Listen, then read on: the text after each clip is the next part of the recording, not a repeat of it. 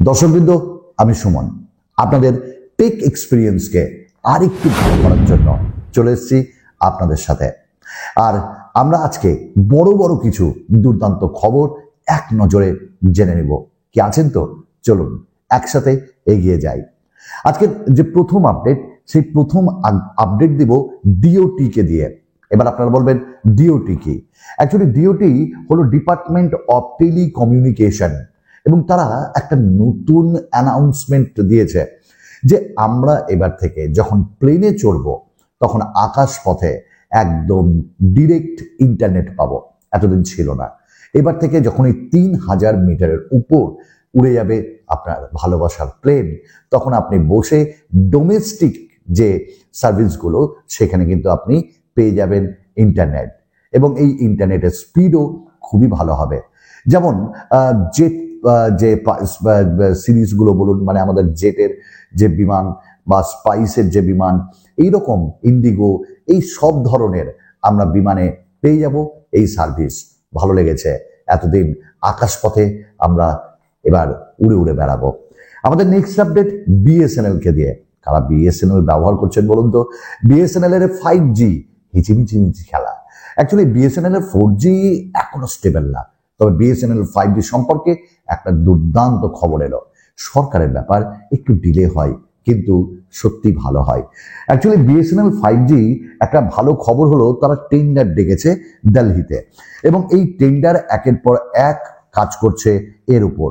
দিল্লিতে প্রায় 1876 সাইটস এ 5G already কাজ স্টার্ট হয়েছে।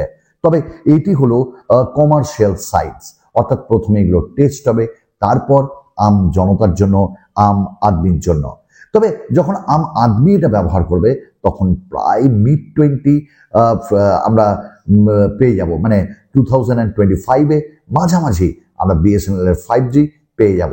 তবে তার আগে একটা ভালো একটা কথা বলি আমার সরকারকে, ভালোবাসার সরকার, যে বিএসএনএল 4G অনেক জায়গায় এখনো স্টেবল না, সেই জায়গাগুলোকে একটু কাইন্ডলি দেখবেন।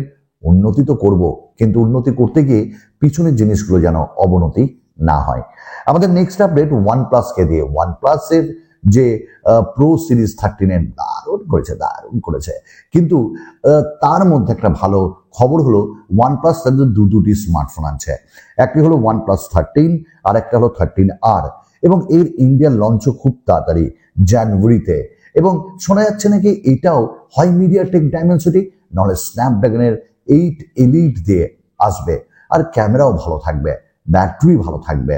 তো এরকম যদি হয়, আমি তো বলবো যে 13R মানে পার্সোনালি আমি দেখার জন্য খুব আগ্রহের সাথে বসে আছি। খুব ভালো হয়, দেখা যাক কত দামে এগুলি লঞ্চ করে। আমাদের নেক্সট আপডেট হোয়াটসঅ্যাপকে দিয়ে। এতদিন হোয়াটসঅ্যাপে যে যার মতন ইমেজেস দিত, আমরা সার্চ করতে পারতাম না, রিভার্স সার্চ করতে পারতাম না, যেমনটা গুগলে করতে পারতাম। এবার থেকে আপনি গুগলে না গিয়ে হোয়াটসঅ্যাপে ডিরেক্ট রিভার্স ইমেজ সার্চ করতে পারবেন, অর্থাৎ সেই ইমেজের অথেন্টিসিটি আপনি অথেন্টিকেট করতে পারবেন। অর্থাৎ সার্চ করে কে পাঠালো, কে আপলোড করেছে, কোথা থেকে আপলোড হয়েছে, এটার কি ব্যাপার, এটা ফেক না তো, এই জিনিসগুলো আপনি নিজের হাতে বসে করে নিতে পারবেন। হোয়াটসঅ্যাপকে সত্যি আমরা ভালো বলবো যে এই রকম স্টেপগুলো নেওয়া প্রায় প্রত্যেকটি অ্যাপ্লিকেশনেরই দরকার। আপডেট আসছে খুব তাড়াতাড়ি। আমাদের নেক্সট আপডেট নাথিংকে দিয়ে। আমরা প্রত্যেকেই অ্যান্ড্রয়েড ওএস এর উপর চালাই আমাদের ফোন, বা iOS এর উপর। এর আগেও অনেক ওএস এসছে, যেমন বাডা ওএস, আপনাদের মনে আছে স্যামসাং এর। তারপর আমরা পেয়েছি নোকিয়ার লুমিয়া যে উইন্ডোজ ওএস, এবং তাছাড়াও নোকিয়ার নতুন নতুন ওএস নিয়ে এসেছিল, বেলি, এরকম ধরনের। কেউ সাকসেস হয়নি। তবে এবার নাথিং বলছে আমরা নতুন ওএস নিয়ে আসবো, আর সেটা হলো নাথিং ওএস। আমি বলবো নাথিং ওএসে যে জিনিসগুলো ইমপ্লিমেন্ট করতে চলেছে, তারা বলছে যে যা কোনোদিন কেউ দেখেনি ভাবেনি সেইগুলো আসবে, এবং এত এআই এর ফিচার্স থাকবে যা অন্যান্য ব্র্যান্ড, ইভেন স্যামসাং, কেউ একদম হারিয়ে দেবে। ঠিক আছে, সবকিছু ঠিক আছে, কিন্তু অ্যান্ড্রয়েডকে ছেড়ে একদম দিলে আমার মনে হয় খুব সাকসেস হবে কি, কারণ বেশিরভাগ মানুষ অ্যাটলিস্ট বেসটা চাই অ্যান্ড্রয়েড। দেখা যাক নাথিং তাদের এই ওএস এর উপর কি করে, এবং আপকামিং স্মার্টফোনগুলোতে আমরা নাথিং ওএস পাচ্ছে কিনা সেটাই দেখার ব্যাপার। আমাদের নেক্সট আপডেট হলো যে আমি তো অধীর আগ্রহে ওয়েট করে থাকি প্রত্যেকবারের মতন যে আপনারা একটা লাইক করবেন, আশা করি লাইক করে দেবেন। এবং তার সাথে এটাও আমার মনে হয় কোথাও না কোথাও যে কমেন্টস যখন করেন, আমি যখন উত্তর দিই ভালো লাগে, তবে ভালো লাগবে আরো যদি আপনার চারিপাশে যে টেক বন্ধুরা, টেক লাভার্সরা রয়েছে, তাদের সঙ্গে যদি আপনি শেয়ার করেন এই ভিডিওটি এবং আমাদের পরিবারের সদস্য যদি হন, সত্যি বলছি মন থেকে, মনের অন্তরস্থল থেকে খুব ভালো হয়। আচ্ছা, আমাদের নেক্সট আপডেট হলো আইকিউ কে দিয়ে। আইকিউ আরো একটা বাজেটের স্মার্টফোন নিয়ে আসছে এবং সেটা হলো আইকিউ নিও 10 সিরিজে। তো আইকিউ নিও 10 প্রো এবং এর স্পেক্স লিক হয়ে গেছে। ডায়মেনসিটি 9400 দিয়ে আসছে। ডিজিটাল চ্যাট স্টেশনের মাধ্যমে আমরা জানতে পেরেছি। 144 হার্টজের ডিসপ্লে, 1.5K কার্ড অ্যামোলেড, 164 এবং 512 জিবি এর যে ইন্টারনাল স্টোরেজ, 6000 mAh এর ব্যাটারি। বেশ গুরু বাজেটে খেলবে এবার আইকিউ এর ফোন ভালো হয়, জাস্ট আমরা ওয়েট করব।